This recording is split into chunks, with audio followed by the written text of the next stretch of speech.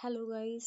आज मैं अपना इंटरव्यू एक्सपीरियंस शेयर करने वाली हूँ। IBPS PO का 3 मार्च को मेरा इंटरव्यू हुआ था and my venue was Chandigarh 17 sector PNB circle office. तो वहाँ पे मेरा इंटरव्यू हुआ था और मेरा 1 PM का टाइम था, but I reached there at maybe before 12। तो वहाँ पे नीचे ही वेट कर रहे थे एंड 12 बजे 12 साढ़े 12 बजे के बीच में उन्होंने बोल दिया कि आप ऊपर जा सकते हैं। ऊपर गए तो उन्होंने एक रूम में भेज दिया और वहाँ पे वो फॉर्म दे दिया जो फिल करना होता है। एंड फॉर्म फिल करने के बाद उन्होंने अंदर बुला लिया डॉक्यूमेंट वेरिफिकेशन के लिए। डॉक्यूमेंट वेरिफिकेशन हुआ अच्छे से एंड सभी बहुत ही कोऑपरेटिव थे, बहुत ही चिल्ड मतलब थे सभी जो थे डॉक्यूमेंट वेरीफाई कर रहे थे जो। और उन्होंने हमें टी ऑफर की और साथ में बिस्किट भी। तो बहुत ही अच्छे से वो ट्रीट कर रहे थे सबको और मतलब माहौल ठंडा सा कर रहे थे ताकि कोई भी नर्वस ना हो। अगर कोई नर्वस हो रहा था तो उसको थोड़ा चीयर अप ही कर रहे थे। एंड आफ्टर दैट 2 बजे के करीब हमें रूम में ले जाया गया जहाँ पे इंटरव्यू था पैनल 1 के लिए। एंड पैनल 1 के बाहर बहुत से लोग बैठे थे जिनकी टर्न मेरे से पहले थी। तो मैं भी वहाँ पे जाकर बैठ गई। एंड फिर ना वहाँ पे मतलब सबके इंटरव्यू 5 5 मिनट्स के लिए ही हो रहे थे।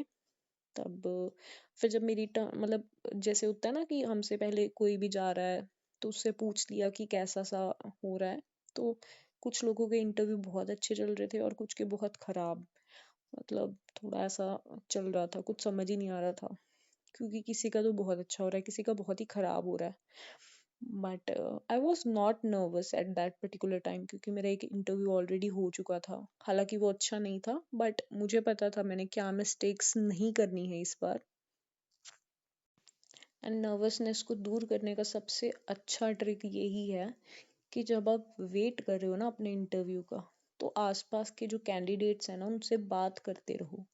अगर आप आराम से बैठे हो तो आप इंटरव्यू के बारे में सोच सोच के स्ट्रेस आउट करते रहोगे, मतलब खुद को स्ट्रेस होता रहेगा। सो इट्स बेटर कि आप सबसे बात करते रहो। लोगों से बात करने में थोड़ा आराम से मतलब आपके माइंड में भी ये कंफर्ट जोन आ जाएगा कि आपको आज लोगों से बातें ही करनी है। बिकॉज इंटरव्यू एक it's all about talking to others the way you talk to others, right. तो मैं ना बाहर सबसे बातें करी थी जब से वेरिफिकेशन स्टार्ट हुआ। I was talking to everyone, इसलिए I was not at all nervous. तो मेरे से जो पहले एक लड़का था उसका इंटरव्यू इतना अच्छा नहीं गया था। सो मुझे थोड़ा हुआ कि पता नहीं क्या होगा। बट मैंने मतलब 2 मंत्रास रखे हैं इंटरव्यू के, तो उसकी वजह से ही आई गेस सब कुछ अच्छा रहा। फर्स्ट वन इज बी काम, second one is think before speaking, that's it. तो मैंने अंदर एंटर किया। आई जस्ट सेड कि मे आई कम इन सर। तो उन्होंने कहा आ जाइए अंदर। तो मैंने एक पैनल में 5 मेंबर थे और एक फीमेल थी, बाकी सभी मेल थे। फीमेल जो थी वो बिल्कुल लेफ्ट साइड पे बैठी थी। तो मैंने सबसे पहले फीमेल मेंबर को विश किया कि good afternoon ma'am. After that मैंने सभी सर को विश कर दिया एंड स्माइल के साथ। तो वो कहते कि बैठ जाइए और अपना मास्क उतार दीजिए। तो मैंने कहा थैंक यू सर। मैं बैठी और मैंने मास्क उतारा। उसके बाद ना उन्होंने जो चेयरमैन थे तो ही सेड कि इंट्रोड्यूस योरसेल्फ। तो उन्होंने क्वेश्चन इंग्लिश में पूछा बट मैंने हिंदी में ही स्टार्ट कर दिया क्योंकि इंग्लिश में ना वो ऐसा लगता है कि हमने वो मतलब एक रट कर आए हैं। तो हिंदी में थोड़ा मतलब आराम से एक कॉन्वर्सेशन की तरह में हो जाता है ना। तो मैंने हिंदी में इंट्रोड्यूस किया अपने आप को कि सर मैं यहाँ से आई हूँ और मैं करेंटली इन्फोसिस में काम कर रही हूँ as a system engineer trainee. तो जैसे ही मैंने इन्फोसिस का नाम लिया ना, मतलब बहुत सारे क्वेश्चंस आ गए इन्फोसिस से रिलेटेड। तो उन्होंने कहा इन्फोसिस की फुल फॉर्म बताइए जो कि मुझे लिटरली नहीं पता थी। मतलब मैंने नेट पे इन्फोसिस के बारे में इतना कुछ पढ़ा बट वहाँ पे ऐसा कुछ नहीं लिखा था कि इसकी फुल फॉर्म भी होती है। सो मतलब मैंने नहीं पढ़ा था। सो आई सेड कि सॉरी सर मुझे नहीं पता इसके बारे में कुछ। तो वो कहते कि सीईओ कौन है इन्फोसिस के, वो मैंने बता दिया कि सलिल पारिक, मिस्टर सलिल पारिक हैं। ओके। फिर वो बोले कि आप कब से काम कर रही हैं इन्फोसिस में। तो आई सेड कि सर मैंने फेब में ही ज्वाइन किया है। तो वो बोले ओके। फिर वो बोले कि क्या सीखा आपने इन्फोसिस में। फिर मैंने कहा सर अभी ट्रेनिंग चल रही है, मुझे सेल्स फोर्स अलॉट हुआ है स्ट्रीम, तो उसकी ट्रेनिंग चल रही है। देन ही सेड कि एक जो राइट साइड पे मेंबर बैठे थे सर, उन्होंने कहा कि सेल्स फोर्स क्या होती है ये। तो मैंने ना सेल्स फोर्स के बारे में बता दिया थोड़ा बहुत। मैंने कहा सर अभी इतना ही बेसिक्स सा ही चल रहा है, बिकॉज अभी बिगनिंग है, इतना कोई ट्रेनिंग सी आराम से चल रही है अभी, है ना, इतना कोई डीप में नहीं किया कुछ। तो वो बोले ओके। फिर उन्होंने ना मेरे सिटी से क्वेश्चन किया कि मतलब अपने सिटी के बारे में ना कुछ खास बताइए, कुछ यूनिक है क्या वहाँ, मतलब क्या यूनिकनेस है। तो मैंने ना बताया कि उसके मतलब मेरा जो सिटी है उसके नाम के पीछे एक अच्छी सी स्टोरी है, मतलब इस वजह से मैंने सारी स्टोरी ना उनको, मतलब एक जैसे स्टोरी बताते हैं ना वैसे ही बता दिया उनको कि सर ऐसे ऐसे ना इस वजह से इस सिटी का नाम ऐसे पड़ा है। And they were all smiling, कि उनको अच्छा लगा सुन के कि मतलब कुछ यूनिक फैक्टर सा है।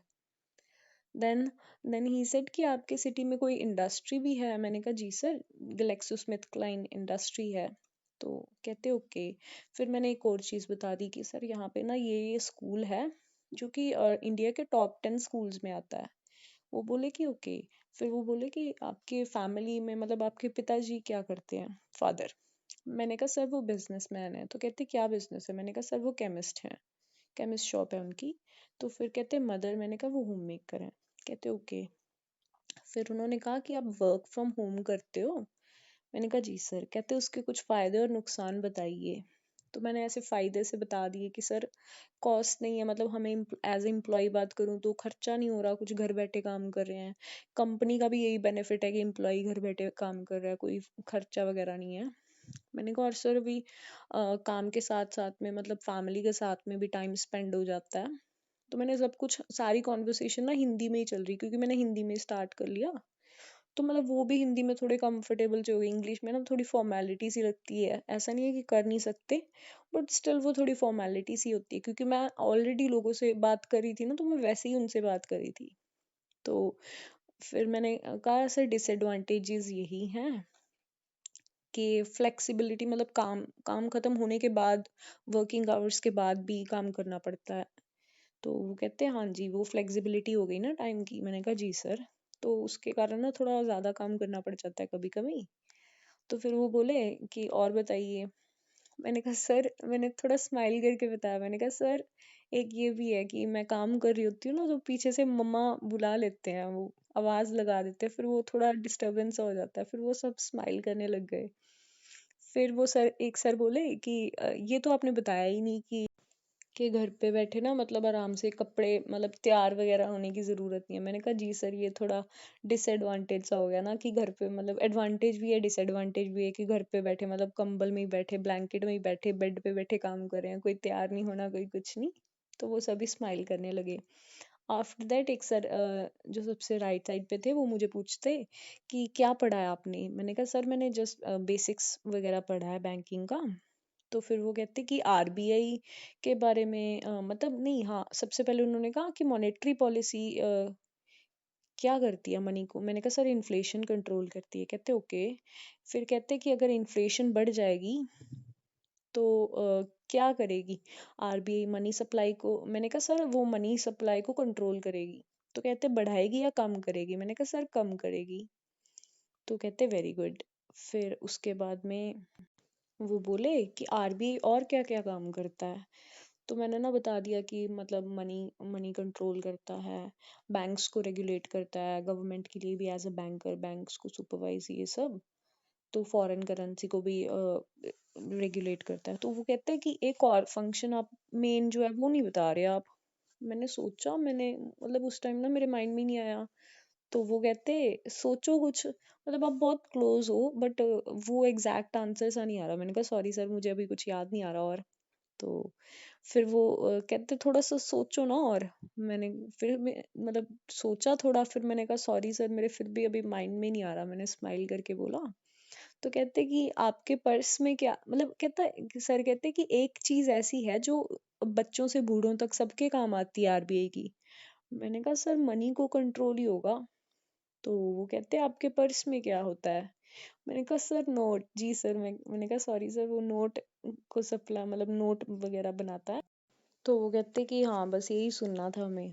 तो उसके बाद में वो कहते किसी किसी विमेन चीफ मिनिस्टर का नाम बताइए। तो मैंने बता दिया, मैंने कहा sir Mamata Banerjee from west Bengal. तो फिर वो बोले कि किसी पुराने मतलब पास्ट में कोई रहे हो विमेन चीफ मिनिस्टर, उनका नाम बताइए। तो मेरे दिमाग में आ रहा था कि तमिलनाडु के वो बहुत फेमस थे ना, जयललिता करके, वो मतलब ऐसा सा कुछ माइंड में आ रहा था, बट मुझे ना उनका नाम नहीं याद आया। तो मैंने थोड़ा सोचा, मैंने कहा सर सॉरी मुझे याद नहीं आ रहा। तो फिर वो कहते कि सोचो ना कुछ, कहते पंजाब में भी रहे हैं। तो मैंने सोचा यार पंजाब में तो जब से मैंने देखा है, जब से होश मुझे आया इलेक्शंस वगैरह का, तब से तो वो मेल ही है, फीमेल तो है नहीं। तो मैंने कहा सॉरी सर। फिर वो थोड़ा बोलने लगे कि सोच लो इतने सारे तो हैं। मैंने स्टिल सोचा। फिर मैंने कहा सॉरी सर मुझे सच में याद नहीं आ रहा। एंड आफ्टर दैट वो बोले कि वर्क फ्रॉम होम के अलावा एक और टेक्नोलॉजी बहुत ट्रेंडिंग में है, वो क्या है? तो मैंने उसके बारे में सुना भी नहीं था। मैंने कहा सॉरी सर मुझे वो उसके बारे में जानकारी नहीं है। तो बस यही था मेरा इंटरव्यू। देन दे सेड कि ठीक है चलिए आपका इंटरव्यू हो गया है, आप जा सकते हैं। तो मैं उठी। तो मैंने ठीक है मैंने सबको बोला, मैंने कहा थैंक यू सर। तो मैंने कहा good day to all of you. That's it. फिर मैं चली गई। तो जब मैं जाने लगी ना, मतलब गेट के पास में ना मेरा मास्क गिर गया। फिर मैंने थोड़ा सा गेट को खोला और मास्क उठा लिया, बट पता नहीं उन्होंने ये नोटिस तो किया ही होगा। पता नहीं वो नेगेटिव जाएगा या पॉजिटिव। तो ये रहा मतलब यही था मेरा interview. Overall I think it was a good experience. Let's see अभी क्या मार्क्स मिलते हैं। और आप भी बताइए कि कैसा आपको लग रहा है सुन के, कि कैसा रहा मेरा interview, if you are very much experienced. तो मेरा तो सेकंड इंटरव्यू था। Thank you for watching.